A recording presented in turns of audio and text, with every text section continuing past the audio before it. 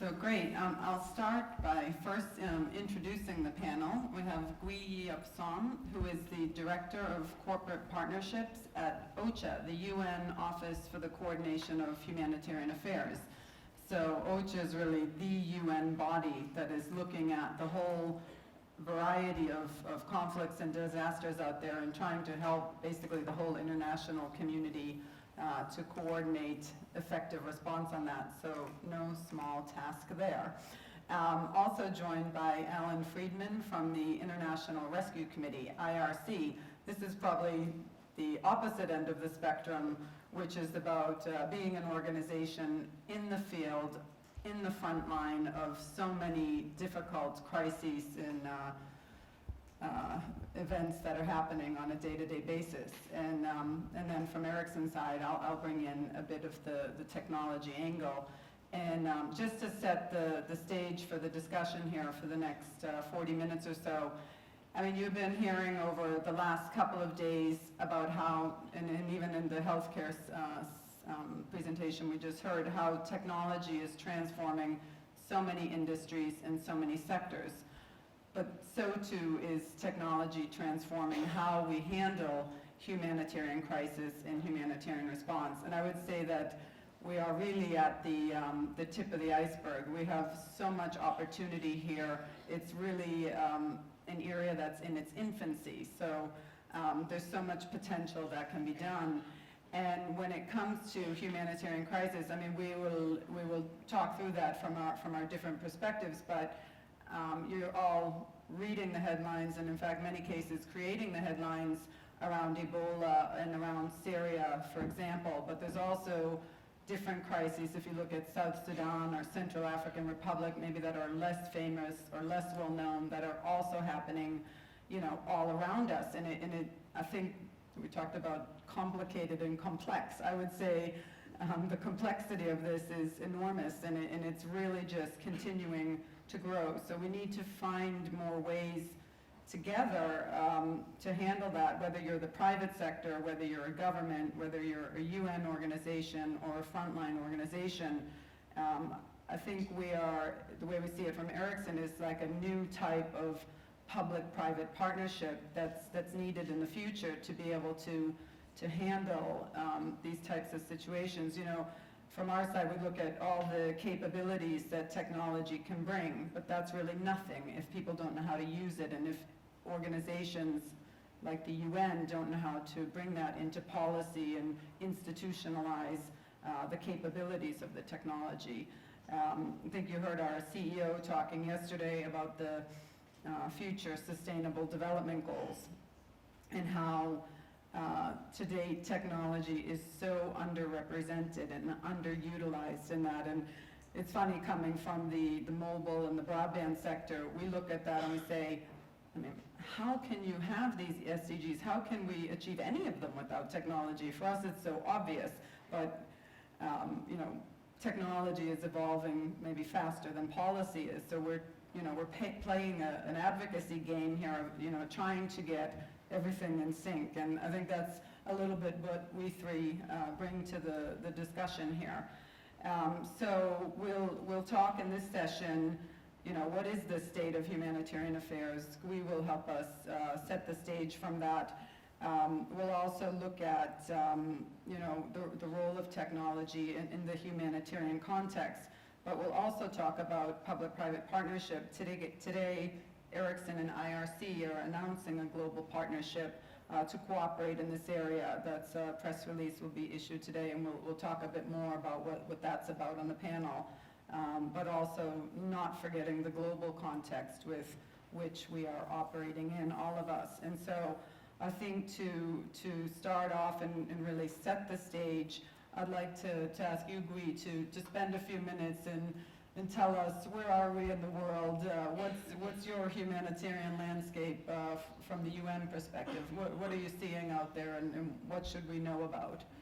Okay, thank you very much for this opportunity. Let's look at the first slide. The humanitarian landscape is changing very rapidly. There are many reasons for that, but I will highlight just a few. To start with, you are seeing so many more humanitarian crises today. Elaine just talked about Syria, Central African Republic, and we are seeing also other crises in West Africa right now with Ebola. The scale and the frequency and the scope of humanitarian crisis will continue to rise. There are many reasons for that: climate change effects, high population growth, urbanization, failure of governance. The projected population growth for the world by 2030 is 9.6 billion people. And of that, 6.3 billion people will most likely to live in urban areas. So we are going to see a lot more people concentrated in certain areas. And likewise, the refugees and the internally displaced populations will also likely to live a lot more in those urban areas. Right now, more than half of them live in urban areas. What this is telling us is that connectivity and access to information becomes absolutely crucial and critical. And more importantly, in many cases, it's becoming a life-saving basic need. The crisis of humanitarian crises are also very highly costly. So if you look at the figures from 2010, the losses from the natural disasters amount to $2.5 trillion. In 2000 alone, it cost over $100 billion. So with the increasing number of people that are in need of humanitarian assistance, as well as the growing crisis cost, we are seeing a lot more gap between the needs and the available resources. In 2014 alone, we have over 100 million people that are in need of humanitarian assistance, requiring over $19 billion. So we just have insufficient amount of resources. And yet, we want to reduce the number of humanitarian crises, but there has not been sufficient investments in preparedness and resilience and prevention. Although I think this is becoming much more acknowledged awareness. So we saw the first case of Ebola in Mali and Nigeria very recently, and I think that people became very aware that, of course, if we don't do anything about that quickly, the virus will spread very quickly, and a lot more people will be infected and affected, and that's going to have much more damaging impact. And as a result, we actually took a lot more preparedness measures and contingency plans in those countries, and as a result, you are not seeing the spread like it is happening in Liberia and Sierra Leone, in Nigeria and Mali. So it has been able to be contained. We have a lot more new actors in humanitarian situations now. So diaspora group is playing a key role, and so is the affected people themselves. They are becoming much more first humanitarian responders and actors. They have a very clear wants, communicate wants and the needs, and they identify exactly where they need help with. And they are able to do so. And the key enabler for them to be able to do this is technology. Through the use of information and communication technology, they are able to communicate this very precisely. And they are becoming that much more empowered to be able to make decisions that affect their lives. And they have a lot more enlarged choices. And that also is an empowerment process. The technology is transforming the way in which humanitarian assistance is being delivered. And I think that you have talked a lot about how it is transforming different industries, but it's the same thing in the humanitarian field. So, for instance, we are seeing a lot more use of technology, like the mobile cash transfer in Afghanistan, Sudan, Somalia, and Mali. We are also seeing the use of drones to verify needs of the people and information. We are also seeing the two-way communication a lot more between the affected people and the people that are providing assistance, but also at the same time among themselves, among the affected population, and also with the government. And we saw that very clearly in the Philippines, and we are seeing that now in Iraq. The use of the social media, the Twitters and the Facebooks, this is all becoming very important. And much more so with the Ebola case and the cholera in Haiti, what we are seeing is the use of the call data records to track the virus and the affected people. so that we are able to identify exactly where they are located, how it's spreading, and what is projected model, so that we are able to provide much more efficient and effective response. Likewise, the technology is transforming the way in which we deliver. So with all these changes that are taking place, the Secretary General of the UN has decided to launch the first ever World Humanitarian Summit in 2016 in Istanbul. And there are many processes that are taking place, including the 8 regional consultations. What's unique about this process is that it's not limited to government, but it's actually much more inclusive and diverse, bringing actors like the private sector, like Ericsson, to take part in expressing and helping to set the agenda for the future of the humanitarian system. So I will just stop here, because I think it actually is a good identification of how we are seeing the landscape. It's a great overview of both the humanitarian situation, but also a bit on the policy side and where to go. Allan, can you maybe spend a few minutes and just introduce IRC and what you do, and maybe share a few thoughts on the partnership elements? I work at an organization called IRC, International Rescue Committee, and we work in over 40 countries worldwide, specifically dealing with crisis and disaster response. And we're currently working in West Africa, where I worked for a number of years on Ebola. We work in South Sudan, and we have a significant program in the Syria response region as well. There are a couple of really important points now in terms of trends. The first is that we are, as frontline responders, dealing with an unprecedented number of emergencies and crises around the world.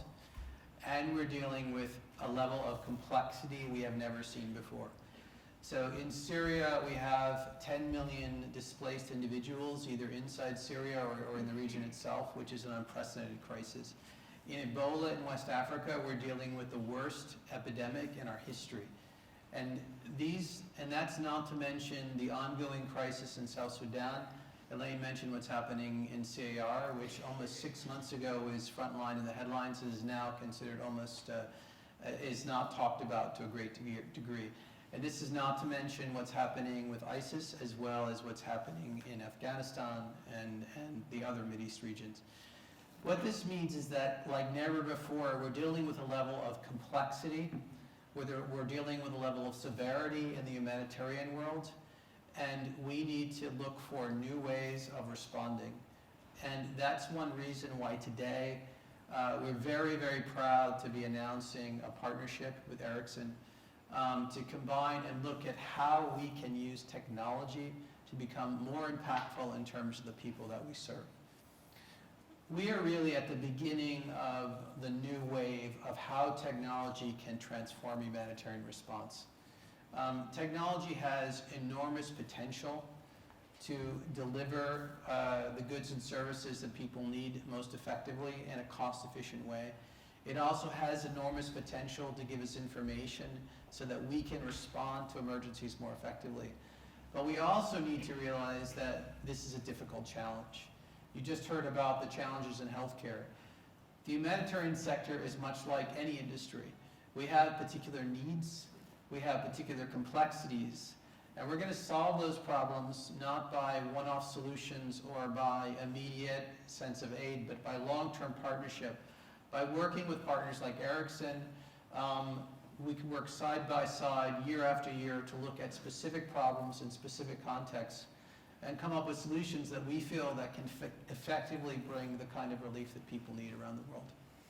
Yeah, and I think maybe we can comment. I mean, the first place where we are starting to work together is around Ebola. I mean, we are looking now from Ericsson's side, we're supporting IRC in the field with the provision of smartphones, but also some mobile applications that can be used by the IRC team in the field to improve their whole effectiveness and efficiency around how they collect data, how they're tracking the disease, and actually getting their information much more quickly into the hands of the people that need it. And I think, you know, Ebola is topical, it's happening now. I hope in 6 months we talk about it as a thing of the past, but well, we'll see what Gwi says from the UN side, but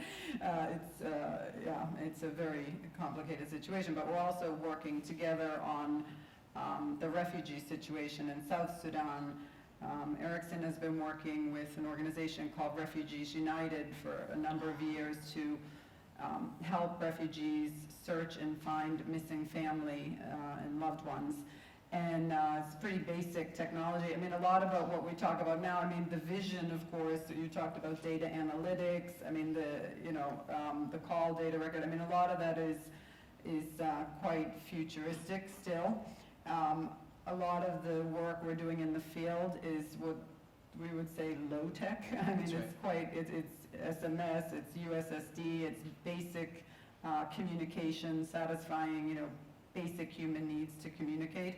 That's usually the way it plays out on a practical level. I mean, you're not going to go in with your, state-of-the-art smartphone into Central African Republic or South Sudan. It's not going to work. So a lot of times when we're working with different organizations, we're thinking through actually the reverse, how to start on a low-tech way, get the basics, the practical. It's work we also do with OCHA in the context of the emergency telecom cluster, where Ericsson has been working with OCHA for 15 years now about quickly establishing communication capabilities for the UN, for the humanitarian workers within 48 hours in most cases, get the capability there, and from there you evolve. But I think the evolution is so interesting now because if you've seen our mobility report and seen the figures, about 90% of the world's population will have access to mobile broadband in just a few years. That's opening up what I think you started to touch on, which is it's not just the humanitarian and the aid workers that need to communicate with each other. It's the whole public becoming first responders in some way and actually feeding in to the response. And so I think that combination of evolution of technology, but starting low tech, starting with the basics, and then looking at how it will evolve in the future. I think that's a lot what our partnership will be about as well, about figuring that out together. Because if you're sitting there, you're a medical worker for IRC, and you're sitting there trying to deal with an Ebola treatment unit and all the people coming in, you're not going to sit there and try to figure out how you're going to update the apps on your phone and all the complexities that will happen in that environment. So together we have to figure out a way, and I think about the parallels from the first presentation this morning on healthcare. At the end, this came up about standards and interoperability, and all of those same topics apply here, because if the UN, you have to help, I guess, the world figure out how is UNICEF, UNHCR, all these organizations going to talk to each other in an efficient way to avoid the duplicity and so on, and then the organizations in the front line. I don't know, maybe you could comment on that. How do you see both the UN system handling technology going forward, but also the future of, the nature of partnerships? So what do you need to get it done when it comes to technology? I think there's a recognition in the UN system the importance of leveraging partnerships as well as technology to find solutions to the challenges that we have. I think we are very clear that we are not able to do things alone, and that we will be able to do much better and much more faster, cheaper, and more effectively if we do it in partnership with others, because others have a lot more to offer. And I think that technology is part of the solution, and I think that you mentioned about leveraging the right technology in the right context. So a lot of places where in Africa or even in Asia where the bandwidth is not there, we can't apply the kind of technology that we use here in Sweden or in the US. But we are all human beings. There is a basic need for people to communicate. So we saw that very clearly in the Philippines. Right after Typhoon Haiyan, 2 days after, one of the key things President Aquino appealed to the international community was to help restore telecommunication infrastructure. And this is exactly what the Emergency Telecommunication Cluster did with the help of the Ericsson and working together with OCHA and other partners, is precisely restore the telecommunication infrastructure in Tacloban so that people that are affected by the typhoon can communicate what their needs and wants are, but at the same time that we are able to provide exactly what their needs at the right time, so that it is that effective two-way communication, and that we are able to deliver what is needed. So I think the world is changing, and I think that there's a very clear recognition that without partnership, we can't do things as we used to. And the private sector has so much more to offer, like Ericsson, who can do the research, who can provide vital communication support, and also the people with the analytical skills. And these are all the things that we can benefit from. And we hope to be able to work together a lot more with the partnership, with the private sector partnerships, especially for the World Humanitarian Summit in 2016, to be able to announce what the commitments can be from the private sector and what kind of solutions we can find. And I think what I have appreciated so much in our partnership with OCHA is there is of course there's a certain need for the UN and other organizations around funding. I mean, it always comes down to what resources are available. But within Ericsson, we have had a very different approach to it. I mean, our core business is technology. We will not help long-term by making some cash donation or charity to a project. We feel that our long-term commitment on a lot of the humanitarian challenges is more about our core business. What is the technology we have, and what are the skills of our people, and how can we apply that to these challenges? And then that's, I mean, what we have announced today with you, Allan. I mean, you talked earlier yesterday about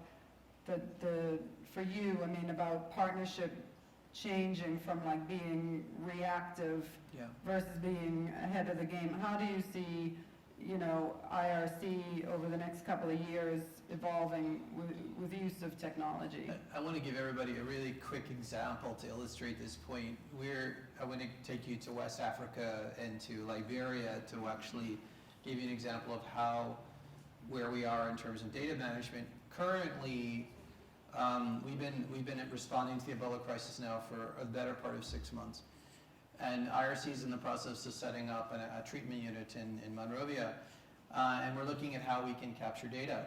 And right now, all of the data that's being captured in the treatment units, whether they're being operated by IRC or other organizations, are all being done by paper forms.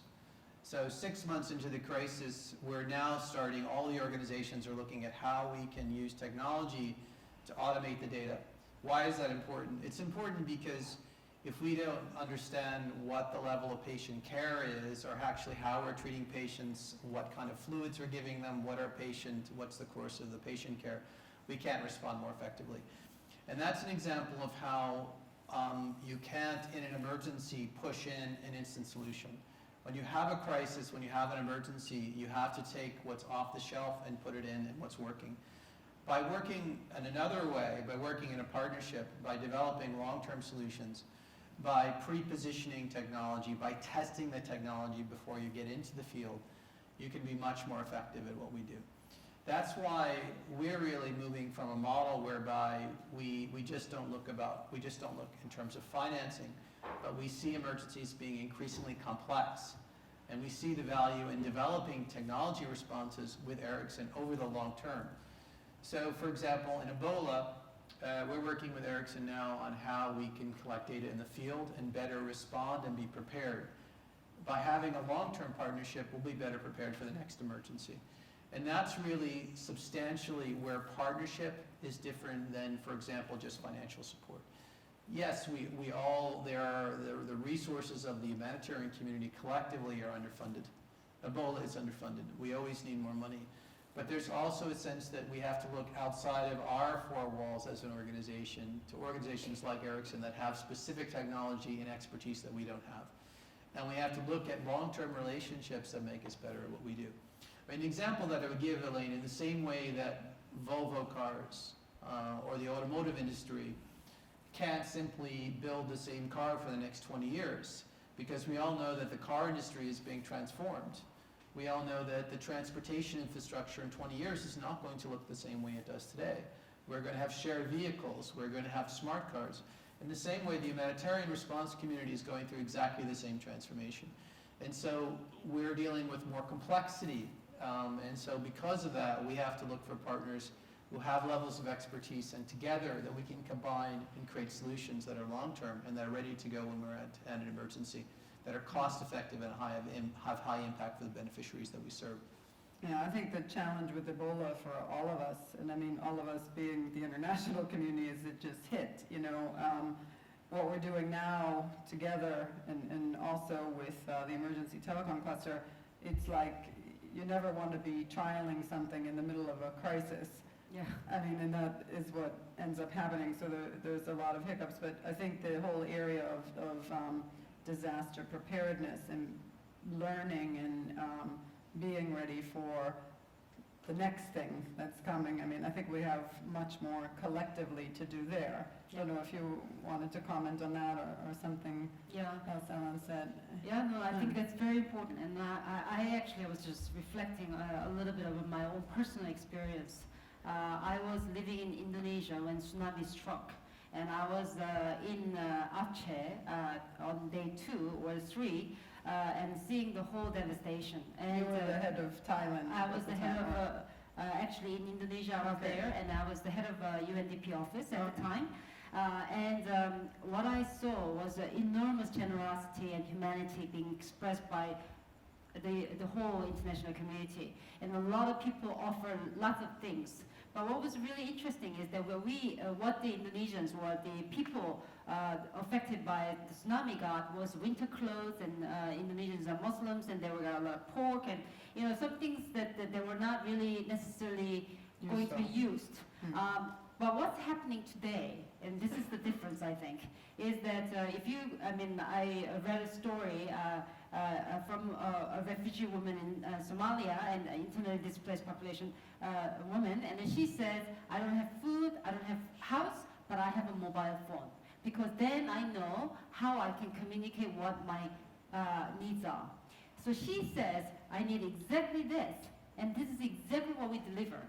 Because we know precisely what she needs, we are able to actually save tremendous amount of people's time and the resources. So there are savings from the last decade of humanitarian response, and with that saving, with a greater efficiency, what we can do is precisely what you just said, invest in preparedness, which is not what we have been doing in the last 10 years. We do not sufficiently invest in preparedness. And I think that this is what we are becoming to realize, that we have to prevent, we have to prepare better, so that we don't see the kind of humanitarian crisis that we are seeing today. And that also means that we need to be then much smarter and communicative as to how we use also the technology in such a way that we can improve the efficiency that we have not been able to as in the past. Yeah, and I think what strikes me from Ericsson's side, because we are talking with a lot of organizations working in this space, and there are so many organizations looking for the same thing, but it's still not coordinated. You look here, you can see some of the maps we're working on. In the case of Ebola, of thinking about how can we use our skills on data analytics, and our teams working with data analytics to build a visual dashboard to be able to show for UN and for other organizations what's happening, where the tricky thing is not the visualization of it, but it's actually the access to data. So it sounds so simple, and the whole idea, I mean, we're cooperating with Flowminder, if you have heard of them before, looking at how to actually use big data and to draw insights about You know, how is the disease spreading? You know, the 21-day incubation period, where are population movements going? Can we predict where the next outbreak might be, and so on? And it all sounds so great, but going back to the standards and interoperability and all the basic functioning behind the scenes, you can pull out CDR data, but you know, there's so many, you have to protect the privacy of individuals, you have to anonymize the data, you have to have the permission in the country, and so then you come into all this complexity, not just in the UN system, but in the national government, the regulations, you know, and everything else. So it's actually frustrating that we can't do that quicker and faster and have it out there.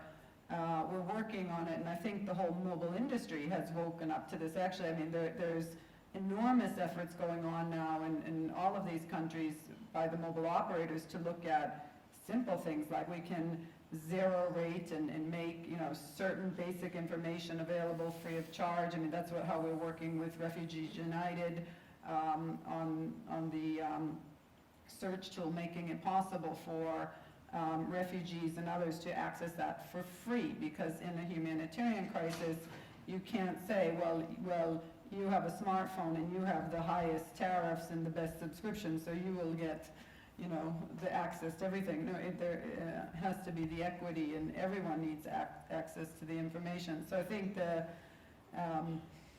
at least from my point of view, I see so many opportunities, but the pace is slow, and I don't know how we can speed that up. I mean, that's why I think the public-private partnerships are so critical in order to realize this transformation sooner, because that will save lives. It's on that basic of a level.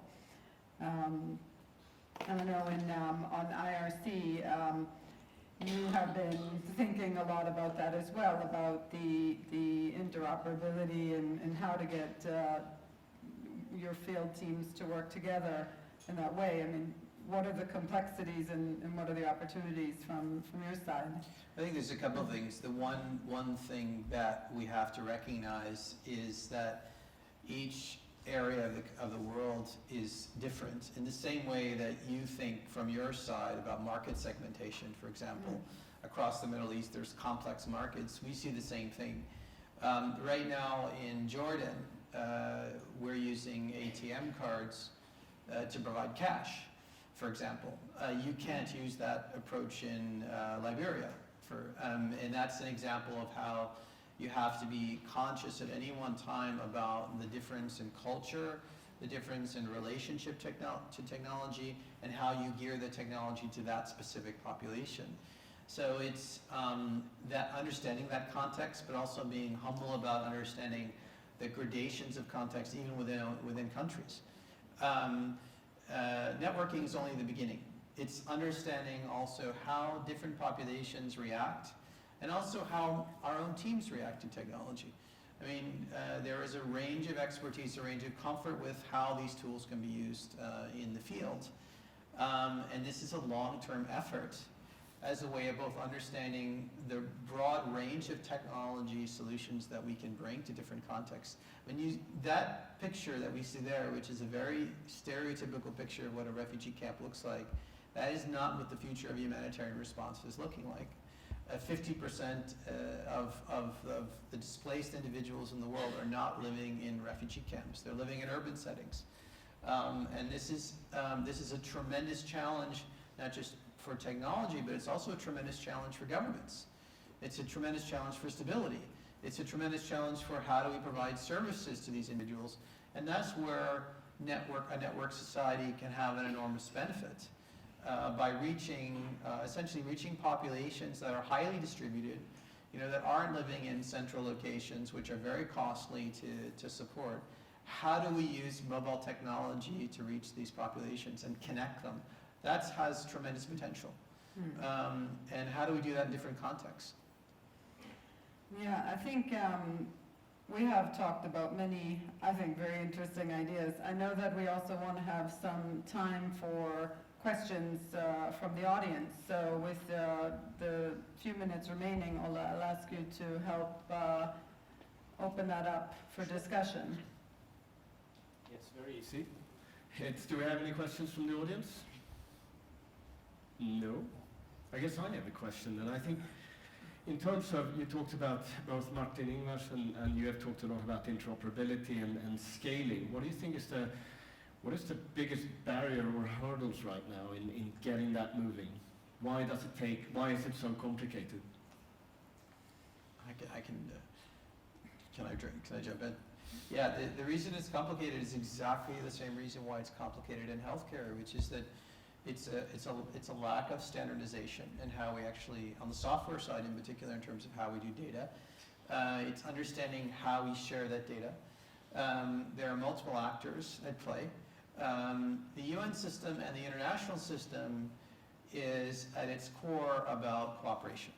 It's about organization. It's a consensus-driven process, which means that you need multiple players and multiple actors at any one time, whether you're doing an implementation in Monrovia, whether you're in New York working through Security Council. There's still a lot of actors that have to come to bear, that have to agree on core basic responses. That takes time, it takes patience, it takes commitment, and that's why it's challenging.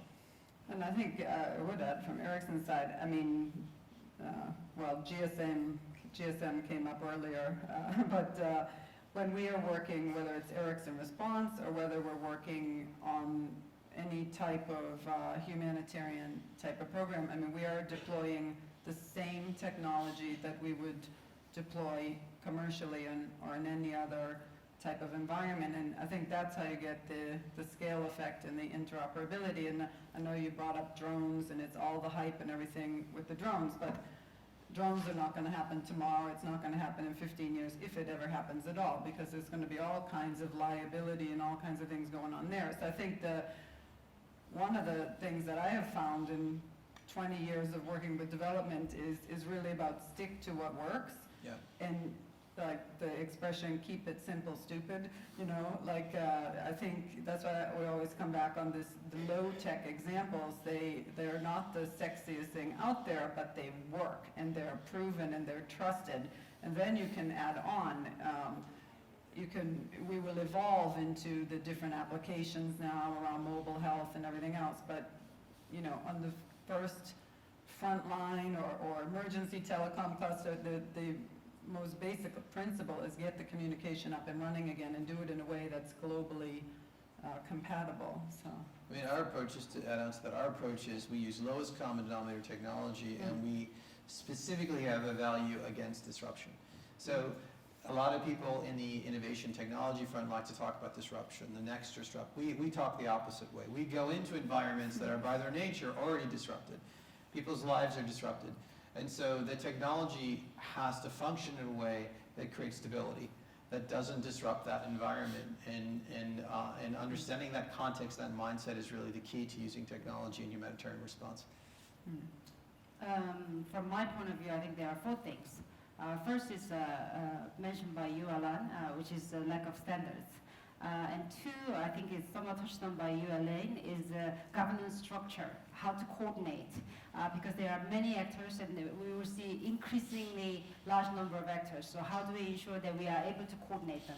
And 3 is the capacity, because the capacity is not even everywhere. So some people may be extremely capable, but not others. So how do we ensure that there's a certain level of capacity to be able to analyze the information that we have and is able to actually identify what's needed? And 4th is awareness and advocacy. So even if some people actually are very well aware that the use of technology is going to fundamentally transform the way in which we deliver humanitarian assistance, but their level is not their awareness is not all the way up. So I have to do my advocacy with my boss, with the Secretary General, and it goes on, and different governments. Because the UN is made of 200 governments, and they need to come together to agree. For all of them to be aware, it's a lot of advocacy and awareness. So this kind of event where we have so many journalists and who is going to go back and be able to report to the public, I think is actually very important. Excellent. Sobering topic and a very interesting discussion. I guess it's another example of how innovation in one area can really be deployed and used in a completely different area in new ways. Gwi, Allan, and Elaine, thank you very much for joining us. Now we're going to move into a break.